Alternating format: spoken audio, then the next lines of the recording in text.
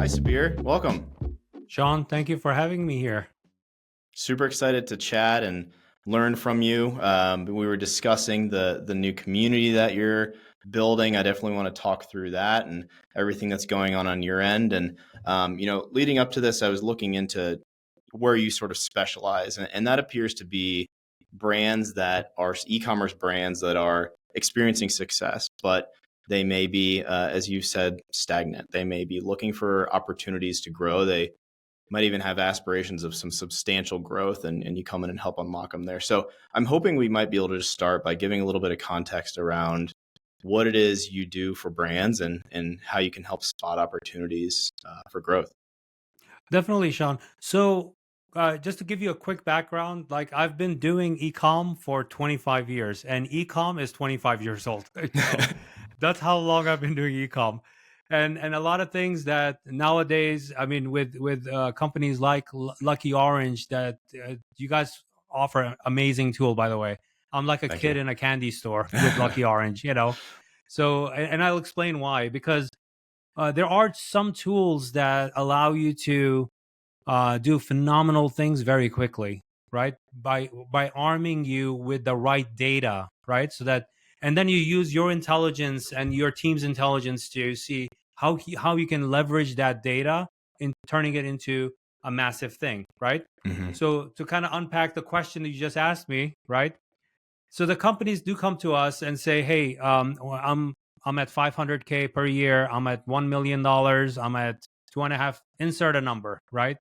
And we want to grow. We have the intention of growing. We have capital to grow. We have cash flow to grow, right? But it's whatever we do is just not working, right? So, and that's a very typical issue with a lot of e-commerce companies, right? Because think of most of the, even if it was even a channel within a well-known brand, it was one of those like orphans as a department that that one guy was handling, or maybe a group of people were handling. So that was the birth of a lot of these e-com businesses, right? So but when it comes to scaling, and when you start scaling it, that's when they run into trouble, right? Because it's just what worked for you to get you to the first $1 million is not going to get you to the $10 million, right? Sure. And there are foundational issues with the business. There are other types of, when I say foundational, I don't mean just, don't assume that it's always just a marketing thing, right? Because that's what most people take ecom issues to be, marketing, right? What I've done is I've created a framework over 25 years called the 8D method, which looks at 8 different key dimensions that get in the way of growth when you're trying to grow an e-commerce business. And this 8D method has been perfected over the past 25 years, and it has generated an incremental revenue of $1 billion for my all the brands that I've managed over my career. It's amazing. It's amazing.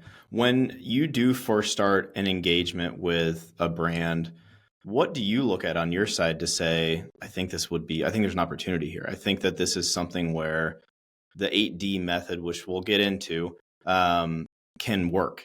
Because I imagine not all brands that come to you will absolutely surefire turn into $10 million, $50 million winners. What are you evaluating there to say? And the reason I'm asking this is because I think that some brands will fall into some early success and really need to refactor things to even have a shot at growing and reaching that 10 million plateau. But what do you look at in a brand to say, yeah, I think there's something there? So it's very basic. It's very basic, right?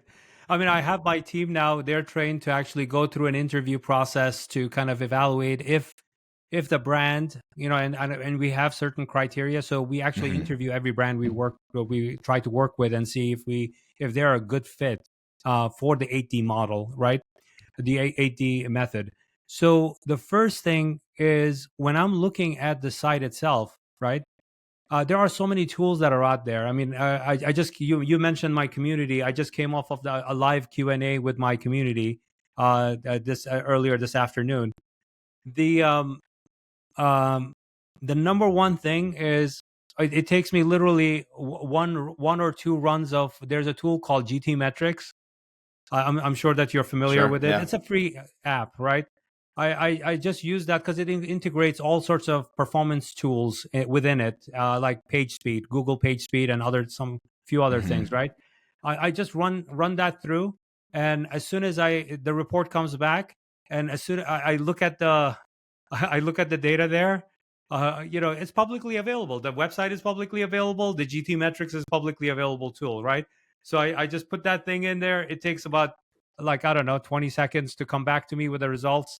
And then when I look at it immediately, the thing is, I'm very data driven, right? Yeah. So as soon as I see that, I see that there is an issue with the business, it explains a lot of things. To me, you don't have to tell me what the bounce rate of your site is. You don't have to. Just me looking externally using JT metrics, I have a very good idea. you know, Sure. Yeah. From there, I can derive the other e-commerce KPI, which is called e-commerce conversion rate or purchase conversion rate, right? I actually personally dislike that KPI, but I can guess what your KPI is, right? From that GT metrics, even though it doesn't give it to me, I have a very trained eye. So when I see that, I can see, oh wow, okay, it's Shopify because the GT metrics is this number. Likely their conversion rate is going to be like less than 1%, right? Yeah. Now, what I'm evaluating is, would I be able to take this and turn it into, given what I see on a technical level, right? Can this be like within the first week? Can we like boost sales in the first week, right? Hmm. When I see that, you know, I know that I can take that conversion rate from 1 to 3%. What did I just do? I tripled that business just now in first Right. week. In fact, one of our recent clients, to just kind of share the case study with you, Please. our clients are arumbrothers.com. There are two brothers that make men's jewelry bracelets, really high end. Um, they signed up for our program, right? And utilizing the 8D method. In the first week, we started growing at 50% rate.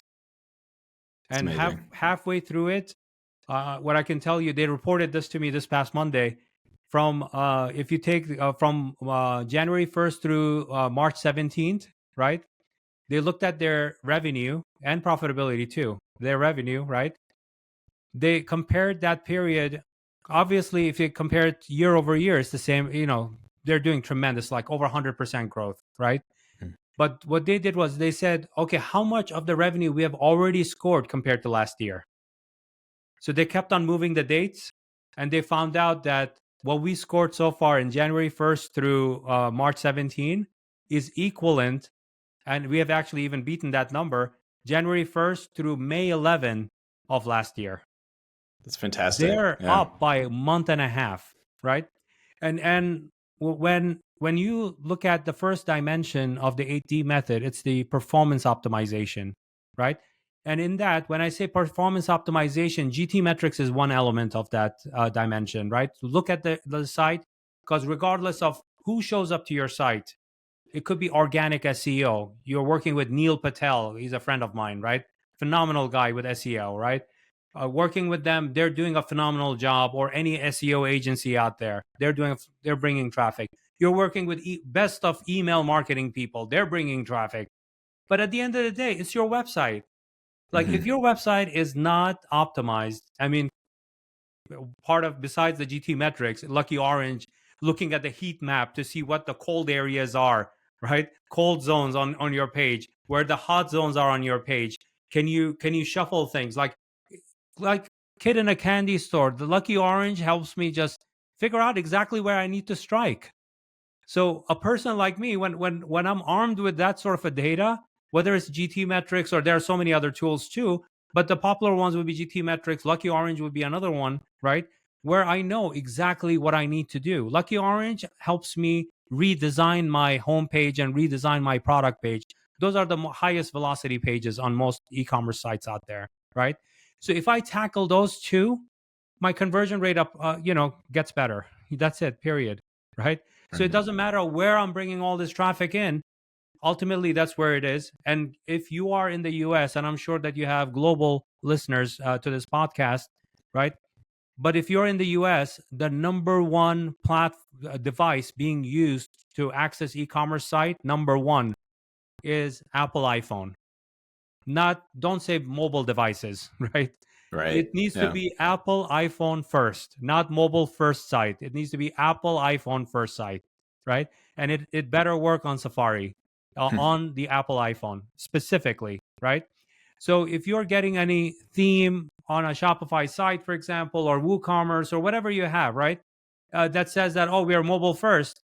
If it says mobile optimized, run away from that theme altogether, right? Don't even bother, right? If it says mobile first, okay, it's good, but you have to test it to make sure that on Apple iPhone, does it work extremely well, right? And your entire business needs to be Apple iPhone first, right? Secondarily, you could be mobile first, meaning that other devices, Android devices like Samsung and Google Pixel and Nokia and all these other tools, that Android based and on Google Chrome. And the third one in 2024, the device is desktop, right? So if you have as a business owner, right, if you work with a designer who has a fabulous, amazing silica chip, you know, what is it, M2, M3, whatever the chip is now Right. on the Mac, Right. right? They have that, and it's a gigantic, beautiful plasma screen, right? The thing is, and your website looks amazing on that. It doesn't matter. Pick up your phone. How great is the experience?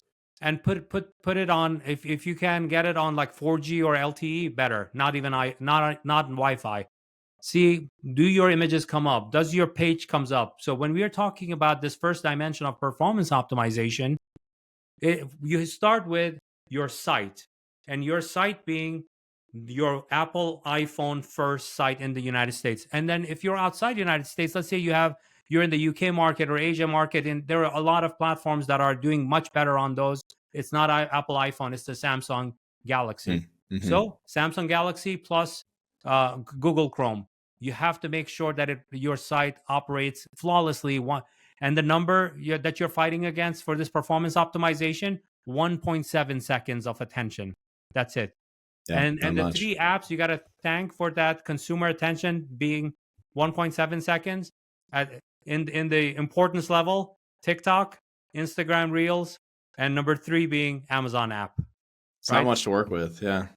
Those three have trained the consumer's eye and attention to be 1.7 seconds. What happens, Sean, after beyond this 1.7 seconds? Let's say we add another second of delay. What happens, you think? You lose them. You know how much you lose? Not only lose them, lose the attention span. You increase your bounce rate by 30%, and or you lose 30% of your conversion rate. Yeah. Well, talk about performance optimization. I mean, you're playing with a thin margin, and I think that's why people need a partner that can come in and say, "Look, this is or this. There's a real opportunity here," and it may not even be a wholesale change. It may be tweaking and prioritizing the right mobile device. It may be prioritizing the experience. I did want to call back on you. You mentioned conversion rate as a metric. We fall in, as Lucky Orange being, we fall into a bucket of tools called conversion rate optimization tools. We talk about it all the time, whether that's the best way to describe it or not. It is what it is. But I also tend to agree on the conversion rate as sort of this, all in metric, maybe not being the best thing to pay attention to during this dimension and within this dimension of the 8Ds. What are some metrics you're looking at in addition to conversion rate? What's some stuff that we're paying attention to? Is it traditional things like site speed and things like that you're looking at with these tools? So the first one I just covered with you, which is attention span, right? Okay. That's the first KPI. And you have to use the right tools to understand, like, technically do your pages, not only pages show up under this like 2 second mark, right? 1.7 seconds, but the first message that they see, does it grab their attention? So it's not technically the page comes up, but you have to grab their attention also, right?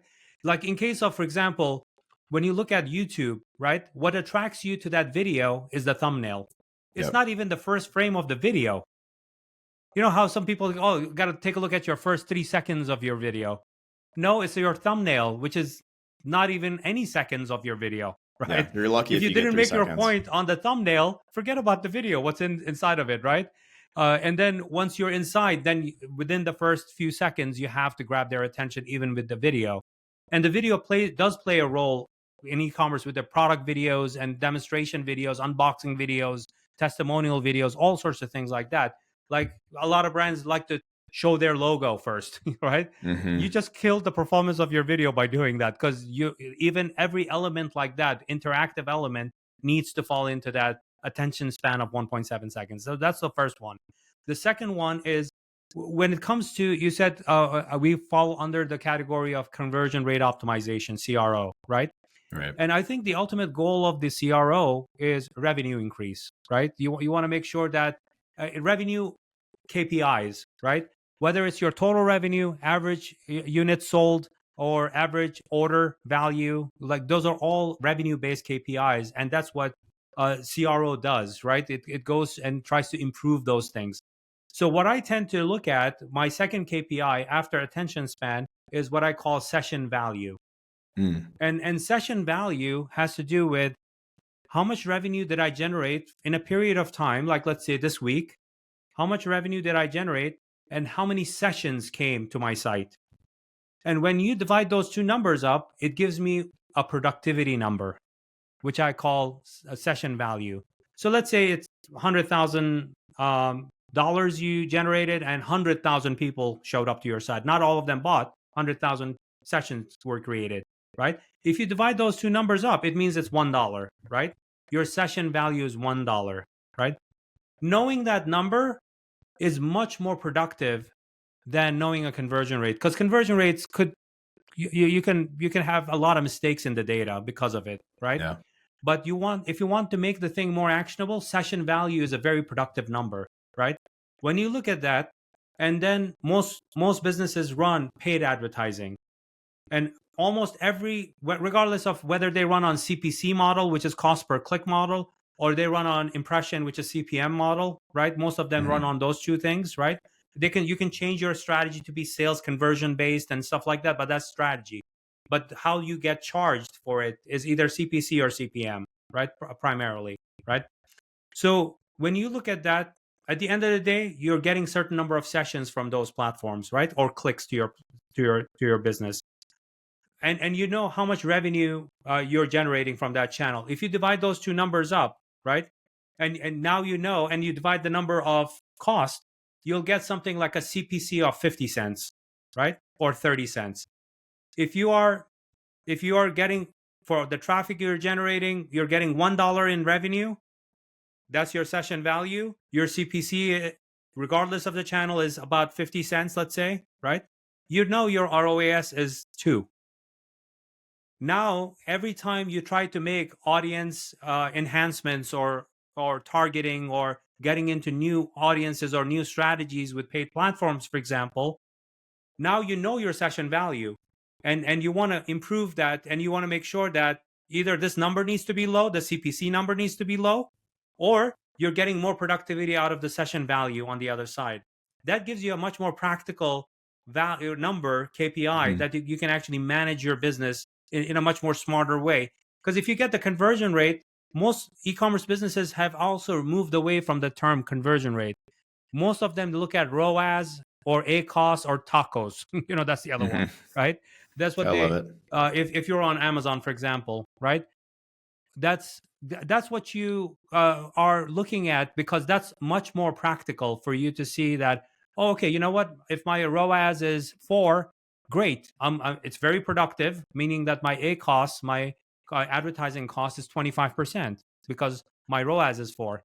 So I could spend money all day long. As long as I have the margin in my product, in my gross margin, I'm going to keep on spending, because this is very productive. It makes sense, right?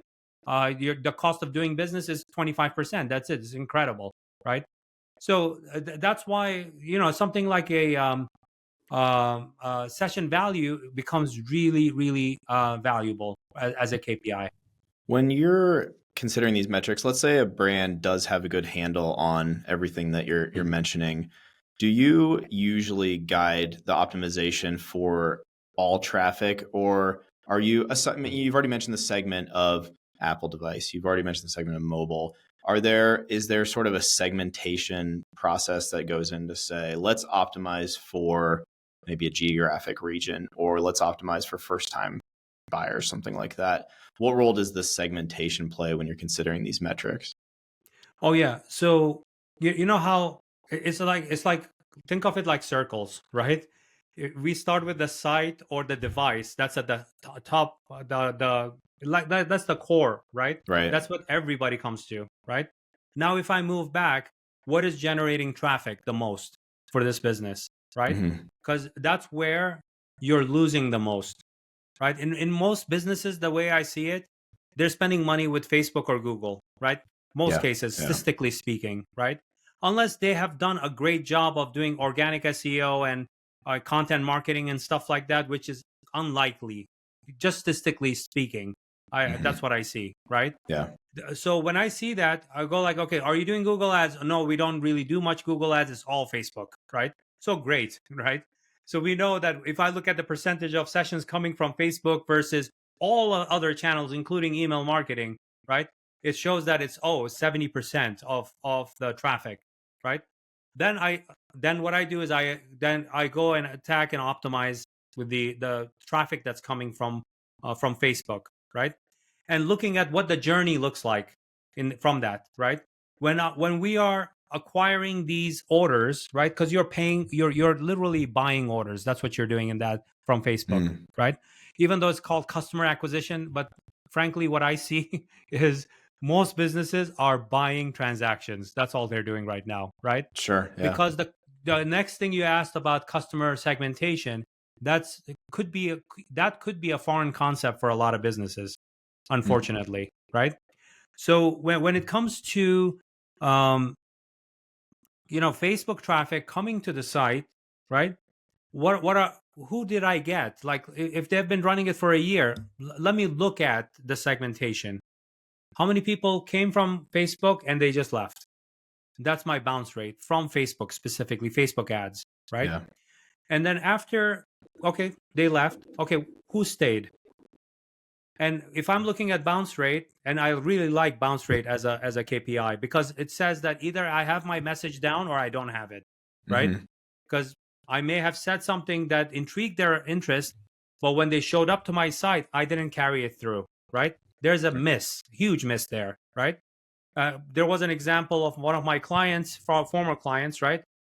Their bounce rate from their Facebook ads was 98%. Wow. 98%. It's brutal. 98% of people you paid for to show up showed up and said, not for me, left. Right. Only 2% stayed on. Now you can imagine all the funnel thing that happens in that funnel, right? Mm-hmm. Consideration, purchase intent, add to cart, checkout. I use PayPal. These guys don't take PayPal, right? Right? And you lose people because of those reasons, right? Or you didn't tell them about the shipping cost. The shipping, you don't even offer free shipping. There's so many things that go into that process, right? But if you got 2% of those people going on with you, how much conversion are you going to get from that, really, right? Yeah. Next to none. So that's the thing that when I start digging down on the traffic, what I do is I look at the segmentation on the channel. How many people they showed up? How many left? Right. Number three is how many people? Okay, they didn't buy. That's fine. How many people signed up for my email? How many people signed up for my SMS? Did it increase my browser notification? At least that's a third way of doing alerts, right? Yeah. Yeah. Browser notifications. Can I do that? Right? Did it help? I mean, right now pixels are in the trash can right now, right? So you cannot depend on trash, on that. But the conversion APIs, if you have integrated server side, are you capturing that, right?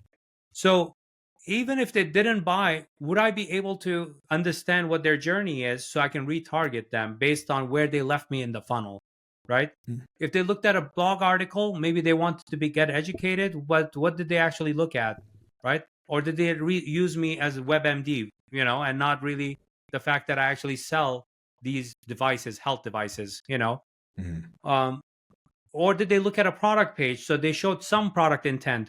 How long did they stay on that product page? Did they scroll down? Lucky Orange does a great job of actually telling me if they did or not, right? Right. Where did Right. they look at? How much? What was the dwell time? All of those things are part of that journey. You have to be very methodical, right? One of the sayings that I have in e-commerce because of my experience is e-commerce is laser surgery. It's not butchery, right? You have to know exactly where you need to strike, and there's plenty as long as you are collecting the right data, right? And you are paying attention to that data, you could modify that data, you could modify that behavior so that even if you get 1% improvement today, 1% improvement on compared to yesterday, 1% more people add to cart. I don't care about the conversion rate down the line. 1% lower bounce rate, right? 1% more dwell time, 1% more session duration, right? Or 1% more page views. All of that means to me that this consumer is more engaged with my brand, right? What happens, and Sean, you're from Lucky Orange. Some optimizations you do, you don't get 1% uplift. You get 20-30% uplift. Right. Yeah. But my personal goal, very low threshold, 1%. It's great if I get 300%. Um, I like to make myself happy. Like that's why I set it to 1%. And then when I get 300% improvement, I go like, great job. Yeah. I When get you very happy about that because I see it in the results. It depends on because all of these things are connected by thread, right? All of these things when you're thinking of I don't want to I'm not describing string theory. I'm not a nuclear physicist here, but these are all threads when it comes to consumer journey. But as you modify every part of that journey, and you have to be very surgical about it, right? And people go and do this butchery thing. They go like, oh, you know what? We need to change the whole product page. Why? Why did you change it? What was the reason? right. Right? Did you use a tool, a heat map tool like Lucky Orange to tell me, oh, you know what? It needed change. Did you give me the data why you decided to do this? That to me, that's butchery. I would rather have like 100 modifications over like one modification every day for over 100 days, but you are very methodical and in doing it, you will get ahead, way ahead of anyone else that does that butchery method, Yeah. of Yeah. wholesale change. They don't even know why they did it in the first place.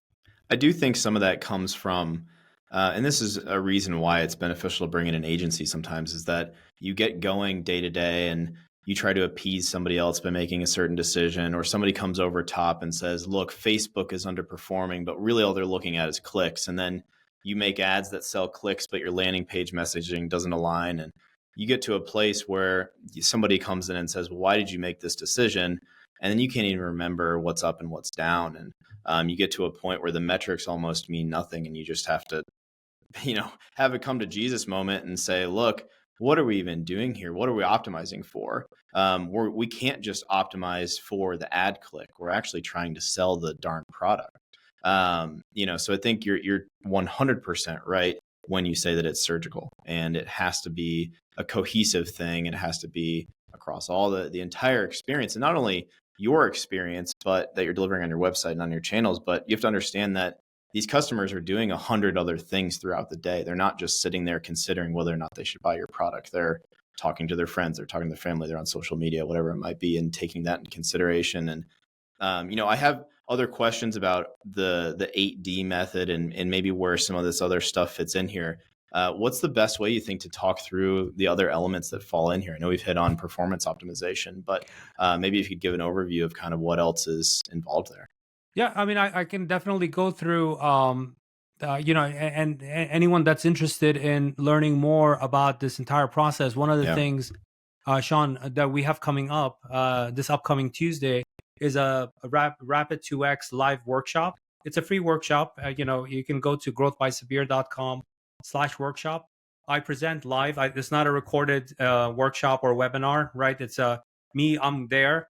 Because the thing is, every time I present, there's new information. Every week, things change. Like Right. For the past 7 days, I can tell you that Facebook ads are sucking wind right now across a lot of my clients right now. So I don't know if there was an AI or ML or some kind of algorithm change that has caused issues, Yeah. Or So not. things change. So what I do is I do this live workshop where I actually take people through the 8D method, including the case studies that we have done, so that people can learn from the best in class, including our customers, clients that have gotten amazing results. We share that, and also best in class other brands that are not our clients that also do a great job. So that at the end of the workshop, you should, if you're taking notes, and we actually share the recorded, workshop also with the attendees and the registrants, so that they can take that and actually learn more in depth, But here, what I could do is, so that's a nice, Yeah, definitely really recommend that. meaty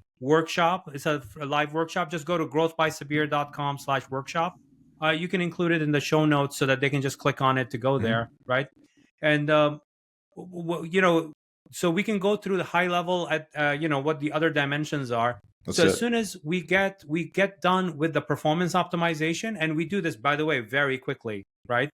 When we have highly motivated, that's one of the reasons I love working with founders, that they don't see 9 to 5 job, and it's not Monday through Friday. It's I like them sleeping, so I don't want them to lose sleep.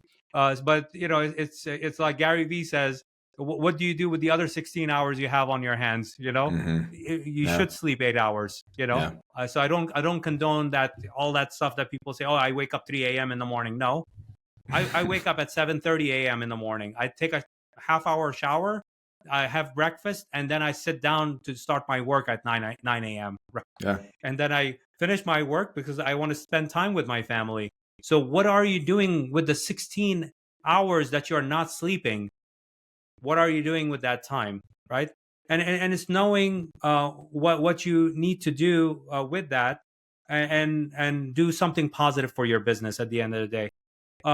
So the first dimension is performance optimization, and as soon as you're highly motivated to get that done, get it done as quickly as possible. And we actually have a very formal program called the Accelerator Program, Rapid 2X Accelerator Program, that they could apply to see if they're a good fit for the business, for the program.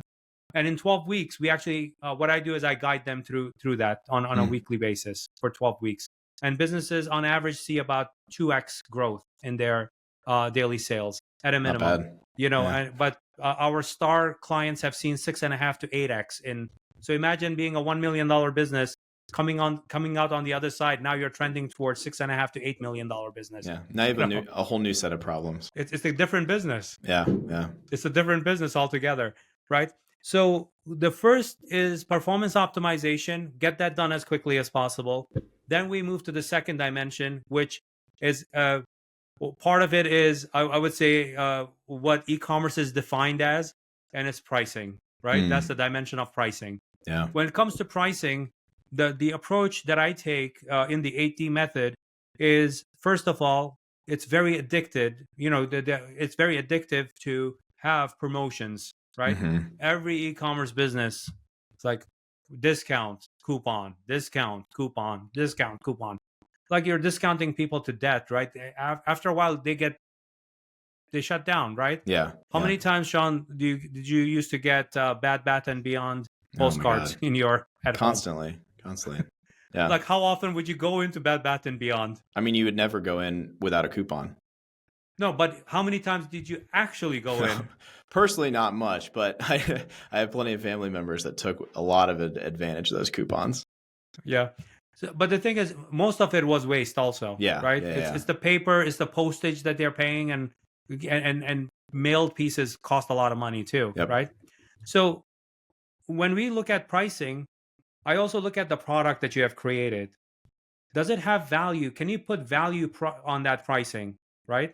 Can you ask people to pay you 30% more because your product, what you stand for, sustainability, right? You have organic, you have, the fabric is made with whatever, whatever those reasons are, right? Every industry has its own bad and good things, right? where do you fall into that, right? Does your product have features that and functions and features that are better than any other competition? What sets you apart in that aspect? Are you asking people, and are consumers willing to pay for that? Or are you just, whenever you bring out a coupon, that's when they show up to buy, right? So the goal in the dimension is to actually dig pretty deep into the product to see what's special about it. And one of the things is they say, well, I sell a commodity product. A commodity product, you could still ask for a value price, Right. right? Why? Because you're the founder of the company. You're not the founder of those competitors. What's your story? Why did you care about this product? Oh, it's a Hmm. cat water fountain, right? Let's say, use an example. Okay, I have a cat. I love cats. That's what I'm a cat owner, cat parent. I want to buy everything for my cat, right? I have a story to tell. When I tell a story, I show them, like, my cat is drinking from this fountain. That's, you could go on AliExpress and pick up an inventory from there. But what makes it different is it's my story. Yeah. It's my cat, Heather. It's her story. That's actually my cat's name. It's great. That's her story. And the photos I'm sharing of the product has my cat drinking from that fountain. And the video I made, I have my cat right here. I'm going like this, and she's drinking from it, and I'm showing it how great it is, and the cat is enjoying it. I'm showing how great her fur is because of she keeps it hydrated because of all the drinking because of the fountain and stuff. I can put a value on that price, right? And consumers are willing to pay for it because they see that I love my cat as much as they love their cat. I'm relating to them emotionally, right? So when it comes to that dimension of pricing, what is our price is a very key strategic question. We have to tackle that first before we can start discounting it. Yeah. Does And can I bundling? baseline it and see, can I get people really buy, and can I put in VIP pricing? Can I reward people for repeat business? Maybe that cat fountain, water fountain person that bought from me didn't just buy that. They bought 12 months worth of filters from me because they never want to be out, because in the video I said you got to change the filter every 4 weeks. Otherwise it gets green and your cat is going to get sick. Yeah. And you want to avoid those vet visits and stuff. You see how you're putting a smile on your face? Yeah. Well, it's more than just Emotionally, price. you're Yeah. imagining me doing this, right? Yeah. Yeah. Right. So it's the pricing is a bigger question, right? When it comes to that, can we put something around the product, which also is another dimension: product positioning and brand, right? Brand positioning. Those two, that and the pricing play hand in hand, right? The thing that I'm building, the persona around the founder, the persona with the product, in this case, Heather being part of that, right? All of those things. And what do I stand for? Like, I want to have the best equipment. The cat food I give to my cat needs to be organic, the best food. She never gets any sickness, or thank God, everything is fine, perfect. I'm building that story. I'm building that personality, and be authentic about that story, not that you're fabricating a story just to make e-com sales. You Yeah. need to be Yeah. true to the story too, right? So that's the product positioning dimension. That's the support dimension. Second dimension is pricing. The third dimension is marketing. And in e-commerce, most people think that marketing means, it's Black Friday sale, 50% off. Just email everybody. That's marketing. Yeah. No, that's sales. That's not marketing. So you're really not marketing at all. In most e-com brands, this is one of the big problems that I see. Even when they're running what I call the Facebook, Instagram slot machine, right? You put the money in and crank it. You hope for best traffic to show up to convert, and you're still praying, right? For that conversion to happen. Right. So marketing has to do with, like I said, your product has a story, you have a story, and then how you present your brand to the world, that's marketing. Yeah. Yeah. And then you extend that out. How do you treat your customers, right? So that when you're not in the room, they're selling for you. They're telling, I need to get a cat fountain. Oh, get it from Sabir's catfountain.com. By the way, that's not a real site. No, Not fictional yet. site. Not So yet. go there. Why? Oh, he has content. He has a beautiful cat named Heather. There's a lot of content. He not only sells the fountain, but he also has the filters, and he also talks about it. He every Thursday he shows up on Facebook. All he does with his cat is talks about what happened with his cat this past week when he went to blah blah blah. Right? Yep. You're not even in the room, and other people are selling you. That's the power of marketing and storytelling, through storytelling. When you have that rich content on whether we're omnipresent, right? Whether you're on Facebook, Instagram, TikTok, or Amazon product listing, your Shopify store, it doesn't matter. Wherever you show up, wherever you have a digital real estate, how do you show up? How do you convey that value? So that's the dimension. When you optimize that dimension, it just lifts everything up. It's one of the most powerful, just like this performance optimization I just mentioned.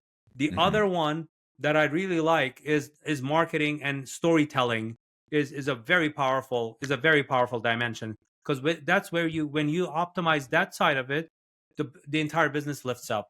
You Yeah. know. I in my title, the word brand shows up.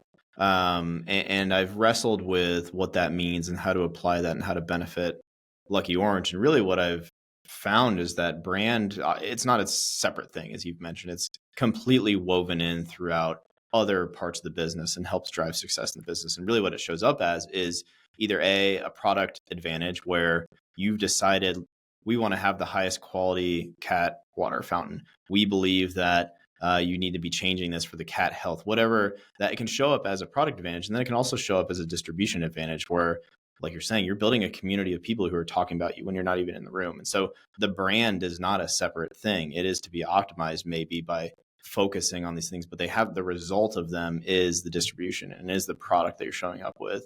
I'm curious back on the pricing piece, discounting and direct mailing coupons all the time might be something to avoid. But what about things that I see all the time, which would be bundling discounts or cart value level discounts and stuff like that? Do you still see a place for that in a brand that's trying to scale without cutting too far into profit margins and stuff like that? Can it still be a successful thing for people to deploy? So that what I do is I put that under rewarding the behavior, Okay. right? That what you're talking about of volume-based discounting, right? Right. If they buy 2 units, do you treat them the same way? Is it the same price? Or what if they were buying 4? Yeah. Or the next dimension being customer UX. Do you treat the 15x buyer same as the first time buyer, or only one time purchase? Right. Right. Those are all different types of customers, right? And the person do you even recognize them? When I say that, people usually raise their hand, go like, oh yeah, we have a loyalty program. We installed Stamp.io app on our thing that gives loyalty points. Yeah. What are you doing with that? Right. Are you giving double the points if they have bought more than 10 times from you? Oh no, that's a good idea. Yeah, it's not just about installing the app. You have to think about the loyalty program strategy. Like what type of a behavior do you want to reward more, and what kind of benefits at the end of the day would you like to give back to the people who are doing a great job of that, right? When they are giving you, do you treat, for example, reviews, right? Reviews are a currency on a site, right? Yep. Do you do anything with them? Oh yeah, when people buy from us, we wait 7 days, we drop them an email and an SMS to tell them to review us. They give us a review, and great. If they don't give us a review, we follow up in 14 days. Okay, you're asking them to do something for you. What are you doing for them? Yeah. Then what? It's great that they bought from you. You owe them a favor. Now you're asking them to give you a review. You owe them now 2 favors. So you need to balance that social contract out a little bit, right? So what are you doing for them? When it comes to reviews, there are different types of reviews. Do you want to treat the customers the same way that no reviews? They give you a text review. They give you only a rating, not even a text review. They just clicked on the stars. That's it, right? No text. They didn't even bother giving you a text review. They gave you a photo review of them holding your product and big gigantic smile and a text review in there. They gave you a video review. They went out of their way to like holding their iPhone and like holding up, go like, this thing is great, blah blah blah. It helped my cat. Look at my cat, right? And they're sharing that video with you. Are you treating all those? It's reviews, right? Are you treating all those 5 scenarios the same way? The answer is no. You shouldn't, Right. and you should actually have some sort of a reward system connected to it. So you're encouraging video reviews are going to help you increase your conversion rate on your product page, right? So people, when they're in that part of the funnel, they can add to cart and then check out ultimately, right? When they see a video, when they see a product video, they see an unboxing video, they see a testimonial video, influencer video, they see other people showing their cats drinking from their water fountains because everybody is a proud pet parent, right? Are you really doing things to actually like encourage that? And is that connected to the loyalty points? Yeah. Give us a video review, we'll give you 4 points, right? You could connect those two things. And a lot of people, they think that those things are very disconnected things. Requesting a review versus your loyalty program versus the thing you want to, affect. Some of them may do like, oh, we'll give you an extra 10% off if you give us a video review. And they go like, why is that not converting, right? Yeah. Now you're being even more selfish as a brand because you want them to buy one more thing. Now it's 3 favors they're gonna bestow on you, the consumer. Like, and you don't want to really give anything back, but I'm giving them 10%. No, that's not really anything. Yeah. You're not really giving them anything. I think a lot of these topics, when we talk about them, are pretty accessible to people. And there are brands, they say, well, yeah, okay, that makes sense. We should be doing more with reviews. It makes sense. We should be doing more with this loyalty plugin that we have. I do think there's some categories and some topics within e-commerce that are more intimidating. And if you don't have an in-house expert, you really need somebody to help. And I would put into that, of course, I do think pricing falls into that, but also things like returns and logistics and customer support. Can you talk about where that factors in here and things that you see in brands where they're really getting killed by either poor support or logistics or shipping prices? Consumer expectations are so crazy with shipping speed and price these days. Where does that sort of fall within this stuff? So in the 8D method, logistics, all of it falls under dimension number 7. Okay. Yeah. Right? So imagine, the five dimensions I just mentioned already, right? If you optimize that and you're doing a great job, business starts scaling like this, right? You're doing all the right things. Those 5 are done in about 7 weeks. 7-8 weeks of the accelerator program, we address all those, right? All those 5. And businesses, depending on their product category, they start scaling really well, right? That's great. Yeah. Congratulations, right? But then you go like, well, I'm going to have a good problem. That's a good problem to have. One of the worst sayings in business, by the way, right? It's a good problem to have. And what is that good problem? Oh, yeah, we need to scale our logistics.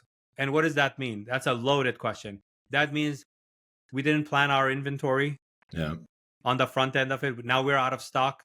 The bestseller, people show up, and that's why follow the 80-20 rule, right? 20% of your product portfolio generates 80% of your revenue. Some businesses are probably even 90-10. 90-10. 10% of your products are generating 90% of your revenue, right? And that 10% just went out of stock. Yeah. Because you didn't do proper planning. You optimize all of these other things, but that's one of the things that actually, if you ever apply to the Rapid 2X program to even get on a discovery call with one of our team members, one of the bullet points says you're stocked up for at least for the next 12 weeks. It actually says it before even placing a call. It says make sure that you're stocked up, right? It's not like you're showing up there and you don't have enough stock of your best sellers, and you want to, because that's a different problem to solve, right? So inventory forecasting, making sure you have the proper inventory for the right things, not that you have clearance items that's clogging up your warehouse and you want me to sell that, right? And you couldn't sell it, and you made the product, you couldn't sell it, So it's currency. We could do a fire sale, but you're not going to make any money off of it, right? It doesn't make sense. So on the front end, it's the inventory forecasting, right? It's about customer service. Like when your business is growing, one of the challenges is, do you have enough people to handle issues, right? Okay, when somebody live chats with you, you go like, no, I use AI. Okay, great, you're using AI, but people's problems don't go away, Yeah. right? Why? Because number three in logistics is order fulfillment, right?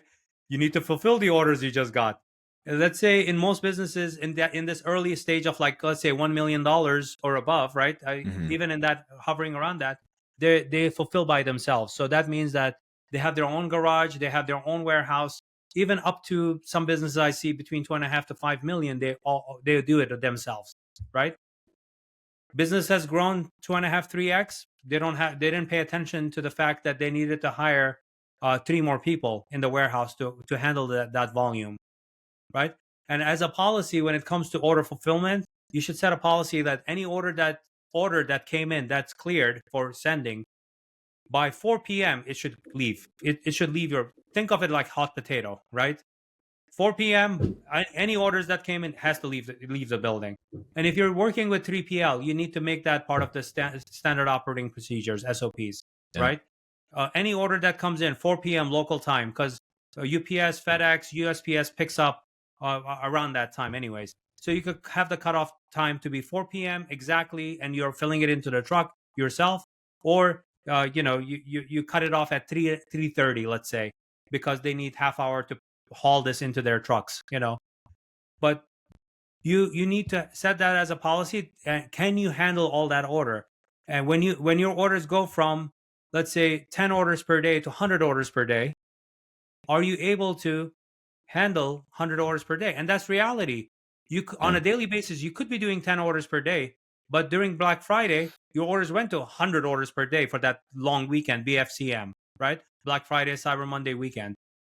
Are you able to get that out on Monday or Tuesday? Worst case scenario, can you get all that volume out, 500 orders? Can you get it out by Tuesday 4 p.m.? And if the answer is no, you need to add the right resources to that. And is your business at a place where you need to get it out of your facility because that's not your expertise? Right. And get a 3PL. Those are key strategic decisions you need to make with growth. That in that dimension where we're talking about logistics, you have to think about order fulfillment side of it, right?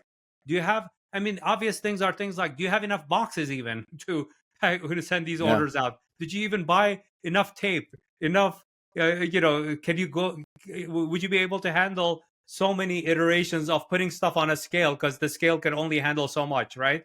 Over time use and stuff like that.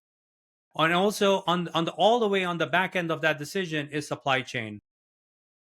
The factory that's making, I don't know, 1,000 widgets for you, can they do 10,000 widgets for your next order?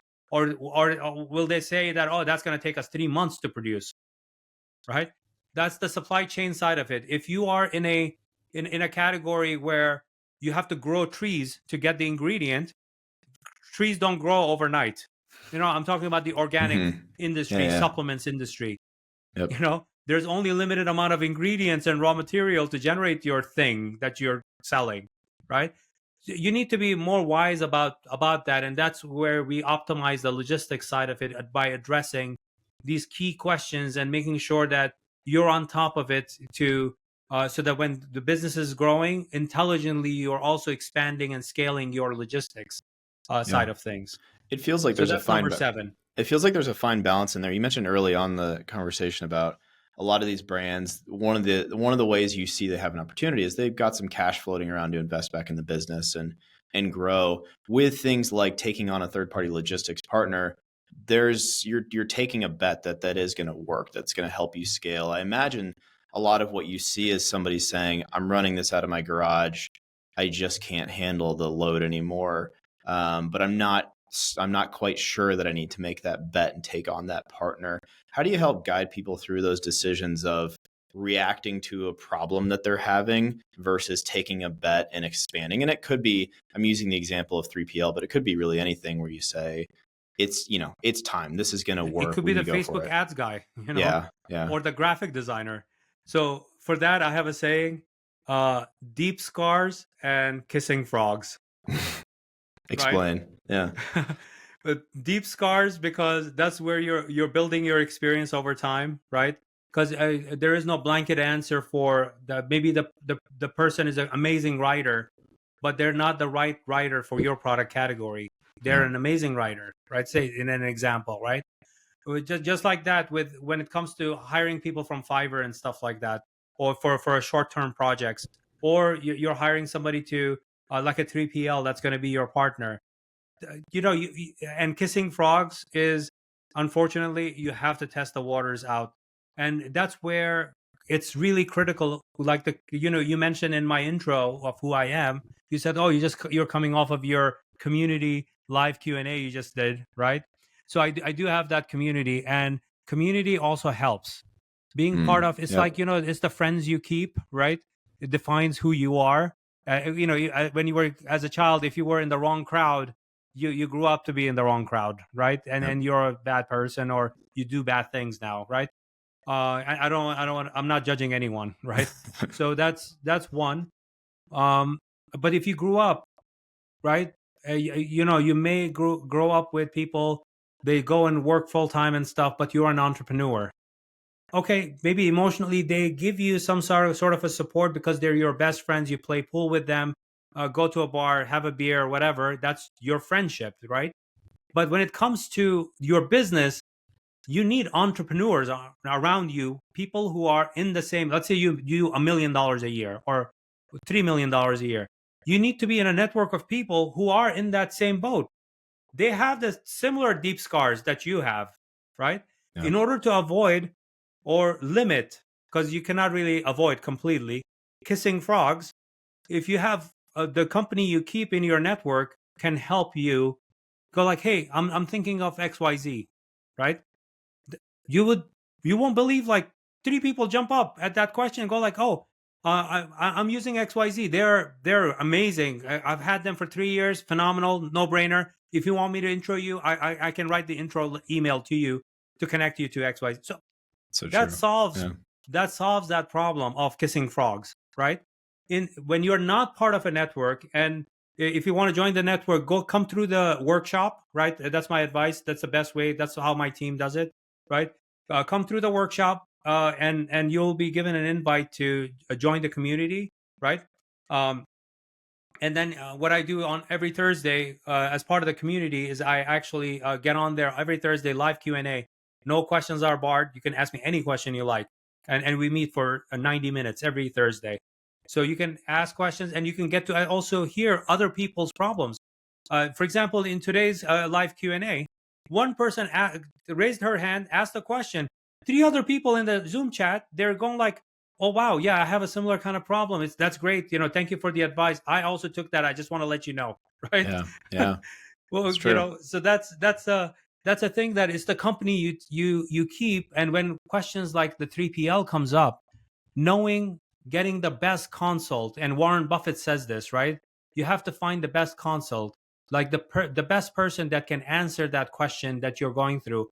And finding that best consult typically comes from the network of people that you keep around you, right?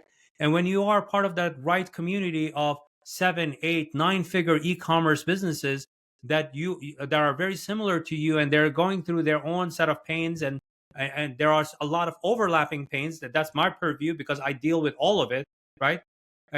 But when you're part of that community, you're getting that. But if you're part of more exclusive community like the Rapid 2X Accelerator program, that means that it's even those people came into the program and they're going through the 12 weeks. So Yeah. their growth cycle, like, Sabir is mad. There's too much going on, right? But the thing is, those complaints basically die away after 2.5 weeks of the program, because Yeah. they see a spike coming and they're excited, and then they go like, oh, you know what? I need to overinvest in this. I need to cancel everything else, right? Yeah. And that's typically a good decision, because you don't want to spread yourself too thin either. Yeah. I We have two definitely more. We have two more dimensions to quickly cover, go right? for it. Dimension number 6 that we skipped over because you talked about logistics. is actually really near and dear to your heart is tech. Mm-hmm. Dimension 6 is tech. Yeah. If you have the wrong tech, that could be the demise of your company, right? If you are waiting, and most e-commerce, I mean, popularity wise, yeah, Shopify is very popular, but doesn't mean 100% of e-commerce businesses are Shopify businesses, Right. right? Right. Uh, so you may have decided, and this is very typical, right? As a business owner, you had a nephew that went and learned WordPress or WooCommerce. They were kind of, oh yeah, uncle, you know what? You want to do this e-commerce thing? WooCommerce is free license. We just need to get an ISP, right? But the thing is, the total cost of ownership when it comes to tech. When I say that, I don't mean just a dollar amount, right? You should definitely look at the dollar amount of owning a membership, 12 months of, for example, Shopify versus WooCommerce or Magento, right? And BigCommerce is also a very good platform too, right? On similar to like Shopify. So when you're looking at that, when you look at that, Shopify, even though you're paying monthly, is cheaper. Even though Right. the other one is open source, WooCommerce belongs in certain categories, definitely. If your products have customization, personalization, you go through a survey Mm-hmm. process to determine what products you want to recommend, stuff like that. Perfect. Go for that. Make sure that you optimize it, right? But for most of the e-commerce businesses that I see, for product-based e-commerce businesses, they could easily be up and running over a weekend on Shopify, Right. right? Not weeks or months. You can just do it over a weekend, right? You can do that. Um, you have to think about your tech. Is your tech helping your business for you to operate your business, or is it getting in the way of your business, right? If you when you decide to do this promotion, right, that you thought of, or I told you to go do it, right, because you're part of the community or the program, I told you to go do it, you go do it, you want to test it out, but like then I ask you, like, tomorrow I ask you, like, did you do it? Well, like, oh yeah, I gave it to my web dev guy. So okay, what happened? Oh, he said Right. that by next week he should be able to get it up and running. Right. I told you to do it now. Valentine's Day is 3 days from now. What do you mean next week? Mm-hmm. It's like, what do you do with your promotion after Black Friday is over? A Black Friday promotion, right? Right. What do you do Yeah. with it? Nothing. Your Right? tech's getting Black in the Friday is way. over. Done. Yep. Right? So when your tech in 2024 needs to assist you, right? And there are so much more tech now that helps you with AI, with ML. Like, I mean, this program is from Lucky Orange, right? Tools like that, like, to me, I'm like a kid in a candy store. When a tech helps me speed up what I'm doing, I'm like a kid in a candy store. Like, I'm all for it. Like, to me, no, that investment that I make is going to pay me huge dividends in the long run.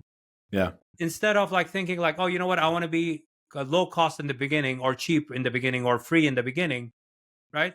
That actually may not be free, because you keep on paying that web dev guy you found that you think is brilliant at WordPress from Fiverr. Every project is another $100, another $100. Like, Yeah. could you have paid for the Shopify membership or BigCommerce membership and be done with it? Because the platform gives you a 24/7 network operating center that keeps an eye on your bandwidth, on your site, all of those things. You don't have to worry about your ISP charging you more for bandwidth and charging you for this and charging you for that. That's the total cost of ownership. And time to market, loss of time to market is key there. And the eighth dimension has to do with your team. Mm. When Yep. I say team, I don't mean your full-time employees, W2, 10, whatever, right? I mean anyone that touches your business is your team. If your mom, if it's a $1 million business and your mom helps you out on the weekends, she's part of the team, right? Everybody needs to be lock in step with all the 7 dimensions I mentioned, and your team needs to be.